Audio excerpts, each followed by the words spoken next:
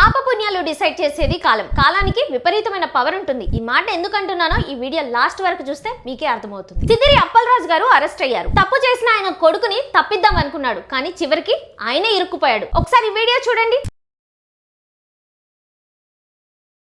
ఆవిడ అరెస్ట్ చేస్తేనే అంతలా ఏడుస్తుంది కదా, మరి అవతల ఒక ప్రాణం పోయింది, ఆవిడెంత ఏడవాలి చెప్పండి. దానికి తోడు ఆయన ప్రాణానికి 1 లక్ష రూపాయలు వెల కట్టి వాళ్ళ ఆవిడని వీళ్ళింట్లో పని మనిషిగా చేర్చుకుంటామని చెప్పారు. ఇదెక్కడి న్యాయం? ఈ వైసీపీ వాళ్ళు కూడా ఎలాంటి వాళ్ళంటే, చనిపోయిన ఆ గొర్రెల కాపరి ఇంటికి వెళ్ళి పరామర్శించలేదు, కానీ చంపేసిన సిదిరి అప్పలరాజు గారి కొడుకింటికి వచ్చి మాత్రం పరామర్శిస్తున్నారు. చనిపోయిన వాళ్ళ ఇంటికి వెళ్ళి పరామర్శించకుండా చంపిన వాళ్ళ ఇంటికి వెళ్ళి పరామర్శిస్తున్నారు. దీన్ని బట్టే మీరు అర్థం చేసుకోవాలి, నీ కొడుకు నీ భర్త నీకెంత ముఖ్యమో వాళ్ళ ఫ్యామిలీలో కూడా ఆయన అంతే ముఖ్యం. మీరు చేసే ఈ విషయాల చూసి జనాలు ఎలా ఫీల్ అవుతున్నారంటే, అసలు గత ప్రభుత్వంలో వీళ్ళని ఎలా గెలిపించుకున్నాం, వీళ్ళని ఎలా నాయకుడిగా ఎన్నుకున్నామని ఇప్పుడు ఫీల్ అవుతున్నారు. శాసనసభలో బాబు గారిని అప్పలరాజు గారు ఏమన్నారో గుర్తుందా? గుర్తు చేయాలనా? నేను డాక్టర్ అధ్యక్ష, నాకు తెలుసు ఇది ఒక రకమైనటువంటి మానసిక వ్యాధి, ఇది ఒక జబ్బు అధ్యక్ష, మెడికల్ ఎమర్జెన్సీ. మీరు దయచేసి ఈ శాసనసభ ఆవరణలో ఉన్నటువంటి డాక్టర్ ని పిలిపించి ముందుగా ఆయనకి పరీక్షలు చేయించి. నేను డాక్టర్ ని, నాకు తెలుసు ఇది ఒక మానసిక వ్యాధి, అర్జెంట్ గా పరీక్షలు చేయించి హాస్పిటల్లో జాయిన్ చేయించాలని అన్నాడు. మరి నీ కొడుకు నువ్వు చేసే పనికి